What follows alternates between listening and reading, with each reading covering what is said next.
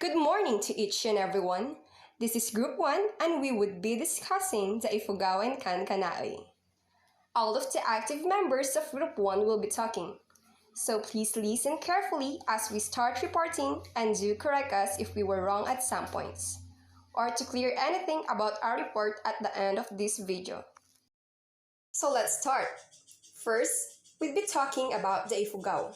Are you guys familiar with the place and its people? How about its location, geography, worldview, material culture, social organization, historical events, and issues confronting the IP group? With this discussion, our group hopes that you'd be learning from us as we learn something from all of you. I am Dani Espiritu, and I'd be discussing to you the location and geography of the Ifugao. But first, let's have a small background about the word Ifugao. Ifugao is named after the term Ipugo, where I means people and Pugo means hill, which translates Ipugo to people of the hill. Ifugao is best known for its famous Banawe rice terraces, which is one of the greatest tourist attractions in the Philippines. We have relatives scattered around the mountain province. Back when I was a baby, my mother told me that we've been there in Banawe, Ifugao, when we visited some of our relatives residing there. And if what I browsed in the internet was correct, Ifugao was formerly known as a part of the old mountain province, but it was created as an independent province on June 18, 1966. Maybe that was the reason why we have relatives in Ifugao and mountain province. Ifugao is a landlocked province of the Philippines in the Car region. Here, as you can all see, we have a Philippine map. The small red part in the Luzon is the Ifugao. We also have here a closer map where you can see the word Ifugao, which is the province, and the Lagawe, which is the capital. We can also see here the mountain province, Isabela, and Nueva Vizcaya. Is anyone among you here reside on one of the mentioned places? Maybe you can visit the Ifugao sometime, as it is just close to you, and the scenery, people, culture, and tradition to witness there is worth traveling. But of course, not now that there is this virus spreading around the whole world and there are a lot of papers needed to be able to travel. Let's proceed to the next slide. Ifugao is part of Car, which is characterized by rugged terrain, river valleys, and massive forests. Ifugao consists of 11 municipalities: Asipulo, Aguinaldo, Alfonso Lista, Banawe, where the Banawe rice terraces is located, Hingyon, Hunduan, Kiangan, Lamut, Mayoyaw, Tino, and their capital, which is Lagawe. If you ever wonder how many barangays do Ifugao have, well, they have 175 barangays in total. The mountainous region is a home to a large number of indigenous communities. Their determination and geographic isolation protected them from the cultural influences of Spanish colonization, unlike us who's already influenced of different cultures, mostly by the countries who colonized us. These are the worldview of the Ifugao Mountain Province. First is deity. The Ifugao divinities, Philippine mythology and beliefs of the Aswang Project have Roy F. Barton, Divinities in his 1946 study entitled Mythology of the Ifugaos. The first god is Kabunyan. Kabunyan is the most powerful deity in Ifugao, like all other groups in the mountain province.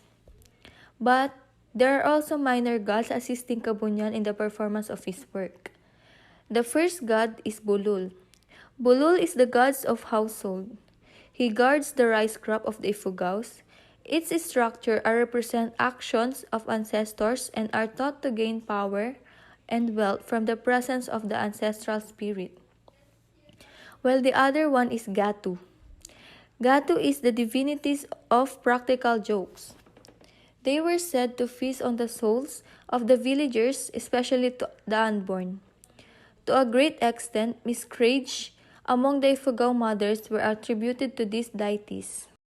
The third god is called Tayaban. He is god of death. Like the Gatul, these gods feasted on souls. They look like fireflies at night when they reveal themselves to the world in the form of tiny flying monsters covered with shiny scales. The fourth one is Munduntug. Munduntug is the evil spirits of the mountains. And the fifth one is Bakaywam. Unlike Munduntug, Bakaywam is a good spirit of the mountains. And another god is Libligayo. Libligayo is the spirit of sickness. He is the one responsible for causing abdominal pains. In order to exorcise these spirits, the priests, when dancing, swung their spears in front of the patient at the same time singing. Lastly is Imbagyan or Lingayan. He is the messenger of death and guides of souls. He was the one to whom the people pray to spare them from death, whom they invoke to end famine, to cause death to an enemy, and to unend almost anything they desired. The second worldview of the Ifugao Mountain Province is their wedding or marriage. In Ifugao, they have wedding festival called Oyaoy Dance. This dance is accompanied by gongs, which is performed by the affluent to attain the second level of the wealthy class. Therefore, wealthy peoples who have performed this are entitled to use the gongs at their death. The last worldview of the Ifugao Mountain Province are their ritual. The culture of the Ifugaos has been connected with cultivation of rice. Rice rituals were performed by the native Mumbaki, which conducted throughout the rice growing cycle. This helped them to maintain the balance of the Ifugaos had with their environment to help ensure a bountiful harvest. The rice rituals of Ifugao of heirloomrice.com says that the agriculture year starts in December with the Lukya, which means opening, and it marks as the start of planting season and the taking of the rice from the garani. These are the process how they make their rice rituals. The hipngat is performed after the cleaning of the terraces. Next is the panal is performed as the seeds are sown in the seedbed. And then the boynat ceremonies occurs as the seedlings are transplanted to the terraces. Blessings are asked for productive and healthy plants. After the planting season is completed, the kulpi marks the thanksgiving for a successful planting. The ceremony might take place in January or February. After that is the Hagop. Ritual occurs during the growing seasons while farmers weed the terraces. Next is the Mumbaki, praised for the protection of the plants from pests and diseases. It performs various healing rituals. And lastly, the Bodad is recited while the terrace walls are being cleaned and cleared, asking for the rice plants to bear abundant grains. Hi, I am Mikaella Malabanan and I'll be discussing the death practices of the Ifugaos. Here we have death practices. Bugwa is a unique way of honoring the dead. Kakaiba siya but a disappearing practice. Siyempre dahil sa panahon, unti-unti na tayong naiimpluwensyahan ng mga bagay sa paligid na minsan hindi pa natin napapansin. Of exhuming the bones of the dead, cleaning and rewrapping, then after a year or more, depending on necessity, and returning them to the grave or lubo. Only few Ifugao natives perform the ritual due to sudden change of the society, such as burial practices and modern cemeteries. The ritual is said to be expensive as animal have to be offered on the 3 days it is being performed. Imagine, araw-araw kailangan nila ng hayop para ialay para may sakatuparan yung ritual. Diba sobrang mahal nun pero dahil ganun ang practice nila, ganun ang sinasakatuparan nila. The Ifugaos believe that the bugwa is necessary to make those who sleep behind the leaf in one and peace with the spirits of their departed loved ones. This is also the Ifugaos' way of showing love and valuing what their deceased loved ones have done for them while they were still breathing. Hindi siya plain na mag-o-offer lang ng hayop tapos na. Of course, it is a way to show how important love the deceased person is. Bugwa is also needed If any member of the family keeps on dreaming of their departed loved ones, if a widow or widower wishes to remarry, if the family has been experiencing sickness without knowing the reason, as sometimes sickness could be caused by the displeasure of spirits of the departed. Every day of the bugwa, animals such as pigs are being butchered with some specific parts given to relative of the deceased as a sign of kinship, while the rest of the meat is cooked and served to the people joining the week. Ito ang pang-araw-araw sa bugwa. Ang mga hayop, tulad ng baboy, ay kinakatay na may ilang mga tiyak na bahagin ay ibinibigay sa mga kamag-anak ng namatay. Bilang tanda ng pagkakakamag-anak, ito ay naging kanilang tradisyon kung may namatay sa kanilang samahan o tribo. Now the dead are embalmed and buried in coffins, but in Ifugao's original practice, the dead body was wrapped in a traditional blanket called bayang and placed in a sitting position called hangdel. Due to embalming practices, the bones have to be forcibly separated from the remaining flesh as requirement for cleaning, as the cadaver is still intact even after 3 to 5 years. Hindi tulad ng sa ating tradisyon na kung may namatay ang isang tao, dapat itong ilibing at ito ay hindi na pwedeng tanggalin pa. Hindi tulad ng tradisyon ng mga Ifugao na may taong na ang bangkay ay kanilang bubuksan uli. Bagi ipagan, prayer is performed during the old days, but now, different religious sectors are participating by praying and singing religious songs during bugwa instead of baki. Tulad natin, sila din ay may kanta sa kanilang tribo at may mga ritual o ang taimtim na pagdadasal din silang pinaniniwalaan. Aside from bugwa, the multi-chambered burial site called gungat is also one of their despairing practices. Alongside preparation of the terraces centuries ago was the gungat, the original lubuk cemetery of the Ifugaos, engineered by the Amud forebears. For their kinsmen, kakaiba ang kanilang tradisyon sapagkat ang mga buto ng mga namatay nilang pamilya ay kanilang pinagsama-sama sa kanilang tribo.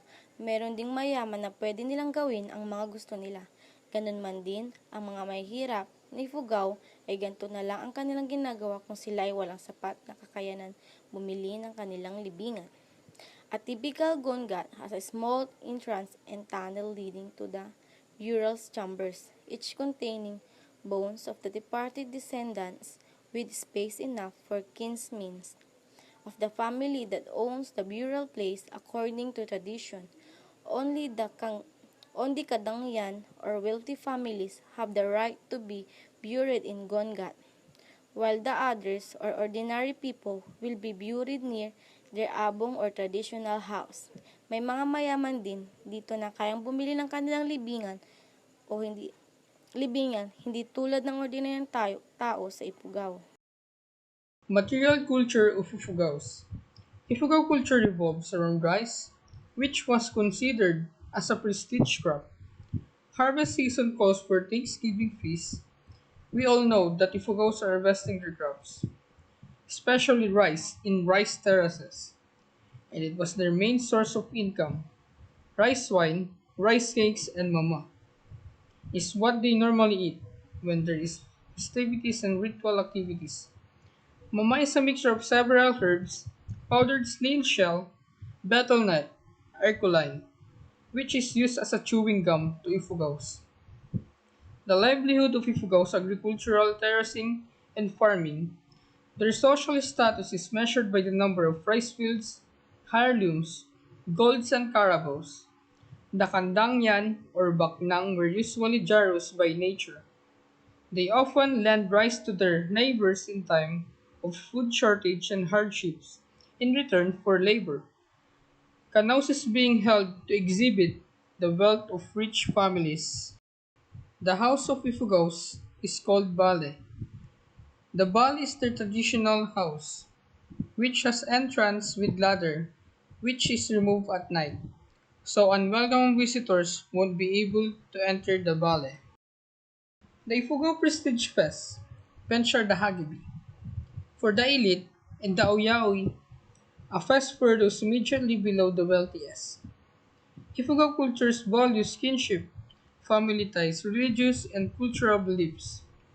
Ifugao are unique among all ethnic groups in the Mountain Province for their narrative literature, such as the Hudhud, an epic narrating event about the culture and traditions of the Ifugao and their hero, Aliguyan. Ifugao wood carving art, most notably the carved granary guardians, Bulul, and the prestige bench of the upper class, the Hagabi. The traditional attire of male Ifugao consists as a G-string, while Ifugao women wear tapis or wrap-around skirt. Social organization of Ifugaos. Ifugao are a group of wet-rice agriculturists that occupies northern Luzon, Philippines. They are known for Banawe rice terraces. A large amount of sweet potatoes are grown on hillside plots that form staple diet food of the poorer class. Pigs and chickens are raised to use for the rituals and sacrifices. Ifugao's social organization is exclusively based on kinship, a family relationship, blood relationship, and other close relationship. Ifugao lacks on political organization and they rely on marriage alliances and trading pacts. They recognize temporary go-betweens who settle disputes in terms of customary law, which are the aristocrats, who form an upper class that maintain this prestige by periodic fests. I am Dani Jane Espiritu, and I'm back to discuss one of the Ifugao's most important events. We have here Kanyao. The indigenous peoples of Ifugao have a festival or ceremony called Kanyao, where they butcher chicken, pigs, and carabaos as a sacrifice and have something to feast it on. Kanyao is a thanksgiving to their god called Kabunyan. If you guys do remember the worldview of Ifugao, Kabunyan is the most powerful deity in Ifugao like all other groups in Mountain Province. There are different kinds of rituals of Kanyao. There is a ritual in terms of illness, good harvest, and for progress. The Kanyao festival was an ancient tradition that is celebrated even before Spaniards colonized the Philippines. On the next slide, I'd be showing you the mountains surrounding the residence of our relatives and make you hear how Kanyao sounds like.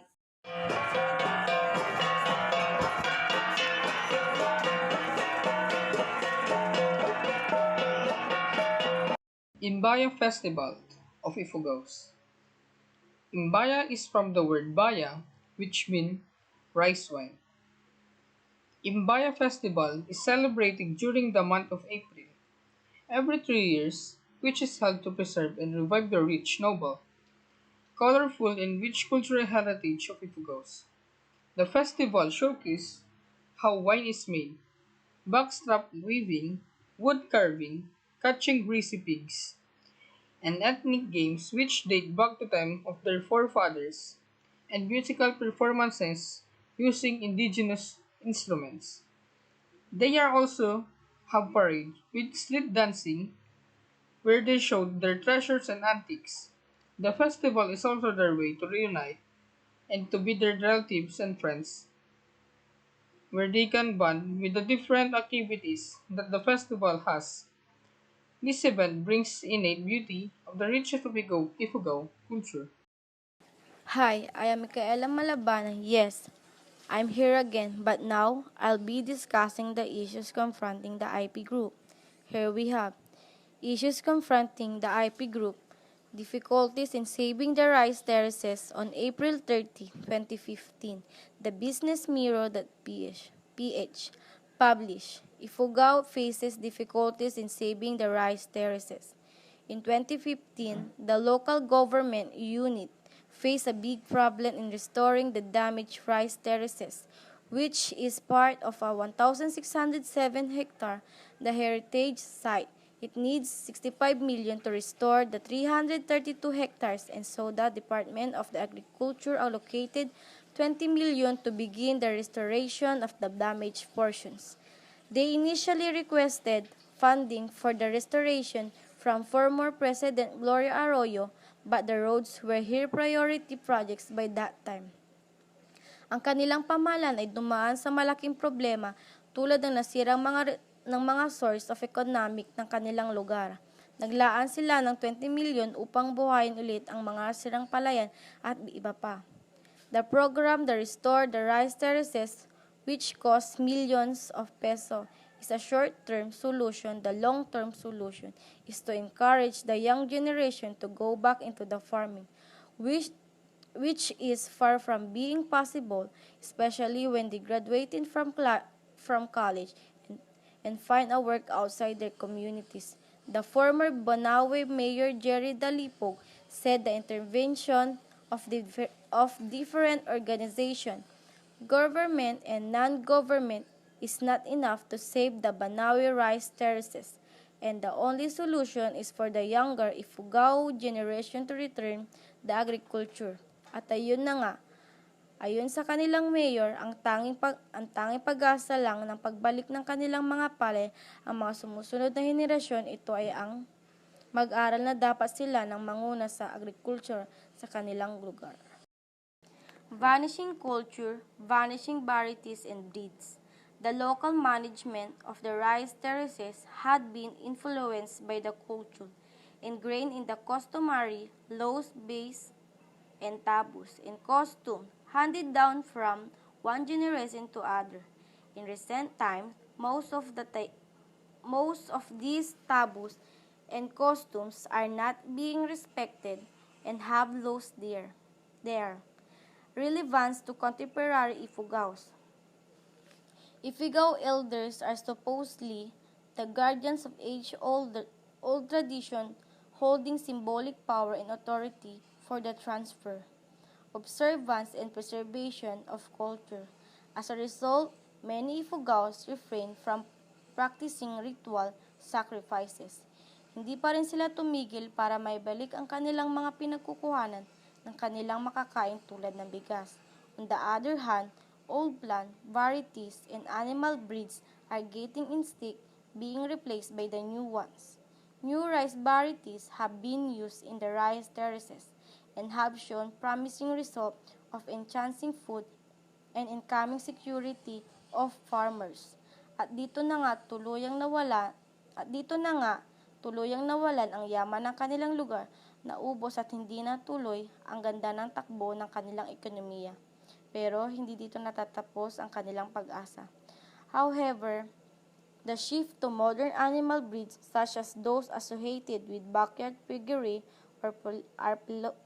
are polluting water bodies, reducing aquatic biodiversity, and rendering these water bodies unstable for other uses. At sa huli, muli silang nabuhayan ng pag-asa ng bagong variety ng bigas, upang ito ay kanilang paluguin para sila ay mabuhayan at lumakas ang kanilang ekonomiya.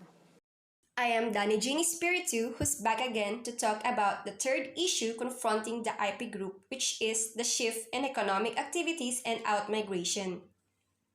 Most of the rice terraces farmers are poor, and they cannot just depend on the rice terraces for the survival and well-being of their families. Of course, they'd be needing a lot of things which the rice terraces won't be able to provide them, so they have to look for other things to fulfill their needs.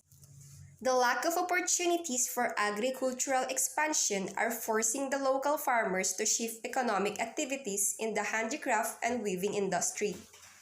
Shifting in the economic activities made them produce more products, but the thing is, their rice terraces is being left behind.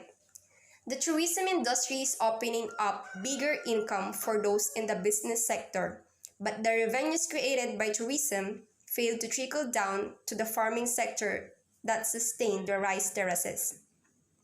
Tourism could be used as a tool to help our farmers, but here in Ifugao, they failed to do so. The lack of opportunities for income generation also led to the out-migration of many Ifugaos to other places in search for better economic opportunities. Shifting economic activities may not be enough to others, which made them leave the place and settle to another, where they can find stable job that offers great opportunities. Outmigration then created an imbalance between the available manpower and labor requirements of the rice terraces. Hi everyone, this is Alyssa Bea Patrcio of the Group 1, and I am tasked to discuss the issues confronting the IP group of the Ifugaos. Here we have the physical degradation of the rice terraces. Almost all the rice terraces cluster in Ifugao had undergone some stages of physical degradation unimposed by man and nature. Physical degradation is yung physical na pagkasira ng rice terraces dahil sa mga tao at ng nature. So human neglect and climate change further aggravating water seepage, landslides, dike collapse, and erosion in the rice terraces. So nabanggit dito yung landslides, climate change, water seepage, dike collapse, at erosion. Kumbaga, ito yung mga kalamidad kung bakit minsan mainit at nagdudulot ng pagtuyo ng lupa at minsan nagkakaroon ng pagkasira ng mga walls dahil sa landslides. So erratic rainfall and giant earthworms are conspiring to destroy the overall physical integrity and productive capacity of the rice terraces. Earthworm infestation is quite extensive among the rice terraces cluster in the municipalities of Hongdom, Banawe, Hingyon, Mayuyaw, and Kimgan. So ito yung mga lugar kung saan mayroon ding giant earthworm. So ano nga bang tawag sa giant earthworm na ito? So ang giant earthworm ay tinatawag na Ferritima darlycensis, and it mitigate the effects of climate change. Mitigate means nagpapagaan. Isa din ito sa reason ng pagpapagaan ng climate change. Pero kung tuloy-tuloy ang pagbuhos ng ulan, maaaring magkaroon ng posibilidad na gumuho yung wall ng rice terraces. So we also have urbanization. Some believe that the tourism industry is bringing all the problems in the rice terraces. I would say that the tourism industry does not actually destroy the rice terraces, but it is the only one of the factors that push the urbanization of the area. So when we say urban kasi, it means cities. Sabi dito kumbaga ang tourism industry daw ang nagbibigay ng problema sa rice terraces, pero itong tourism industry ay silang sa mga factors kung bakit dumadami ang mga tao na bumibisita sa rice terraces. So the tourism industry brings in the money that fuels the growth and development of the urban system. A case in point in the service such as hotels, housing, restaurants, and others. So yung tourism industry din daw ang nagiging dahilan kung bakit nagiging urban ang area ng rice terraces. Dahil sa dumadaming pagpapatay ng mga hotels, housing, restaurants, etc. So the continuing intrusion of infrastructure in the Banawe area effectively reduce the spaces. Sinasabi dito na nababawasan na yung mga lupa na pinagtataniman ng palay at kakaunti na rin ang napoproduce ng palay sa Banawe area sa kadahilanan ngang pagpapatayo ng mga gusali. Pero, isa ang tourism industry kung bakit patuloy ang pagpapayaman ng Banawe rice terraces. Isa rin ito kung bakit kilala at dinadayo ang Banawe rice terraces. For those who are curious about our sources and references, here are the links. Now, for the Kankanai, let's welcome our first reporter, Ericka, Roque. Introduction to the different IP groups in the Philippines. I will be discuss the indigenous people from Kankanai. Kankanai people is a group of people who is one of the major ethno-linguistic indigenous people in the Cordillera Administrative Region, specifically in Western Mountain Province, Northern Benguet, and Southeastern Ilocos Sur. They are part of the collective group of indigenous people known as the Igorots. The word Igorot in Tagalog means mountain people. The Kankanai are hardworking, simple, and humble. They can make marginal innovation, especially in farming and gardening. Sabi dito, The Kankanai were one of the original inhabitants of Benguet. They are one of the largest tribe in the region.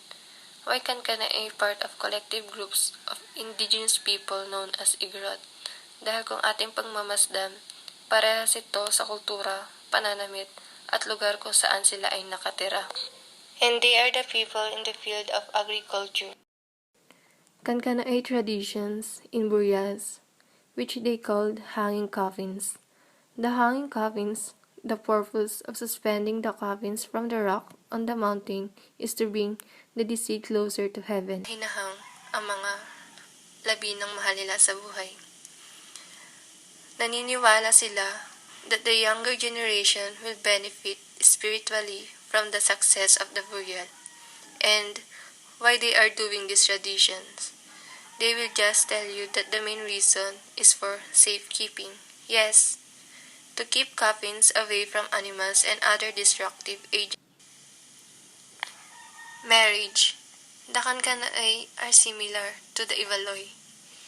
They practice parental marriage. Many rituals are done before and during their wedding or ceremony. Ginagawa nila ito upang humingi ng basbas sa kanilang mga ninuno na maging maayos ang kanilang pagsasama. And it celebrates with big fests which won't be complete if the tayaw and offering of tapoy or rice wine is nowhere to be found. Tayaw is a kind of dance to be performed for the couple to be away from danger and for them to have a wealthy and happy family in the future. Butchering of animals is very important in the wedding dahil ito ay isang pamamaraan ng kanilang pasasalamat at paghingi ng gabay sa kanilang mga ninuno. So here we have the Kankanaey's material culture. For the woman's dress, it is composed of three mainly color, which is red, black, and a little white styles. And as for skirt or topic is mostly called bagget or wigs and gading. Yung wigs or bagget is a cloth na dalawang beses tinatali sa may bandang waist nila at sinusuot nila ito pagkatapos nila manganak. While yung bagget naman is pag may fest or ritual sila, sa kanila yon sinusuot. Sa mga Kankanaey's men naman, they wear G-string but it is known as wains. Ito yung traditional clothing na mga kalalakihan sa Kankanaey. It is a piece of woven cloth na kung saan nirarap nila ito around sa waist nila. Kadalasan nila itong sinusuot pag may mga ceremonies or mga special occasions. And the design of the wains may vary according to social status or municipality. It is also usually red with color borders or minsan dark blue with red stripes. The Kankanai people are identified by the language they speak and the province where they came from. There are soft and hard-speaking Kankanaeys which differs in intonation, some words, and way of living. The Kankanaeys who dwells in Sagada and Bisao speaks with hard intonation, while the soft-speaking Kankanaeys were from some parts of Benguet and are from the municipalities of Sabangan, Dianne, and Bauco in Mountain Province. Kankanaeys from Mountain Province may call the Kankanaey from Benguet as Ibengot, while the Kankanaeys of Benguet may call their fellow Kankanaey from Mountain Province Ibunto. Gandang araw sa inyo. I'm Mitzi Sun from BSHM-I-C. The Southern Kankanai are linguistically linked with their northern neighbors. The Northern Kankanai, in cultural terms, they comprise a very distinct group. The word system of structuring group is practiced with the institution of the Dapay, which is similarly to the Bantok Ato. Male meeting houses cum dormitories are separated from those of women. Social organization. Ang Southern Kankanai ay nakaunay sa wika sa kabila ng Northern. Sila ay binubuo ng isang natatanging grupo. Ang sistema ng pangkat ng pagbubuo ay pagsasanay sa institution which is Dapay. Similar to Bantok Ato, like most Igorot ethnic groups. The Kankanai built sloping terraces of maximize farm space in the rugged terrain of the Calderella administrative region. Two famous institutions of the Kankanai of Mountain Province are the Dapay, the Men's Dormitory and Civic Center, the Edgan, the Girl Dormitory, the Bantok Igorot in Sagada, and some nearby pueblos as Takong and Asgawa. The Olag is said to be called Ifgan. Historical events. The Kankanai's major dance include Tayaw, Patong, and Balangba. Tayaw is a community dance that is usually performed at weddings. Patong is also community dance from Mountain Province, which every municipality has its own style. Balambang is the modern word for patong. The rice terraces of the Philippine Cordilleras is an outstanding example of an involved living culture landscape that can be traced as far back as 2 millennia ago in the pre-colonial Philippines. The terraces are located in the remote area of the Philippine Cordillera mountain range on the northern island of Luzon, Philippine archipelago. While these historic terraces cover an extensive area, the inscribed property consists of 5 clusters of the most intact and expressive terraces located in 4 municipalities. They are all product of the Ifugao ethnic group, a minority community that has occupied this mountain for thousands of years. The explanation of historical events. The historical events of Kankanai, Tayaw, Patong, and Balangba major dance of Kankanai. Tayaw ang isang uri ng community dance na laging isinasayaw ito tuwing may kasal at ang patong naman ay isang uri din ng community dance na kung saan may kanya-kanyang estilo ng bawat baryo. At ang balangba is the modern word of patong. Kanaos naman ay isang uri ng festival or ceremony saan ay pumapatay sila ng hayop tulad ng chicken, baboy, carabao. Upang ayala ito, this is usually a thanksgiving for their god. Kanaos celebrated by the Igorot people of Cordilleras yearly. Issues confronting the IP group. The expert mechanism on the right of UN Declaration on the Right of Indigenous People to provide legal mechanism for indigenous people to protect their rights. Reduce universal and free nature and its ability to access many remote communities make it key medium to reach indigenous audience. Culture survival partner are amplifying indigenous voice on issues that matter to their communities. Broadcasting in indigenous language ensures widespread understanding and culture continuity. The explanation of issues confronting the IP group. This requires the correct punishment and rehabilitation of offenders, keeping them accountable for their wrongdoing but also educating them on how they can start a life free of crime. At para mas mapayapa nilang mapaunlad ang kanilang tradisyon and culture, lalong-lalo na sa language, upang may paintindi or maintindihan ng ibang religion na ito ang kanilang culture na dapat nating i-respect tulad ng pag-respect nila sa ating religion. At malaki ang tulong ng culture survival partner upang may paliwanag sa ibang religion kung ano gustong iparating ng mga indigenous people tungkol sa mga issue. For those who are curious about our sources and references, here are the links. Thank you for listening. Questions, clarifications, and other concerns will be entertained in the comment section. Have a good day.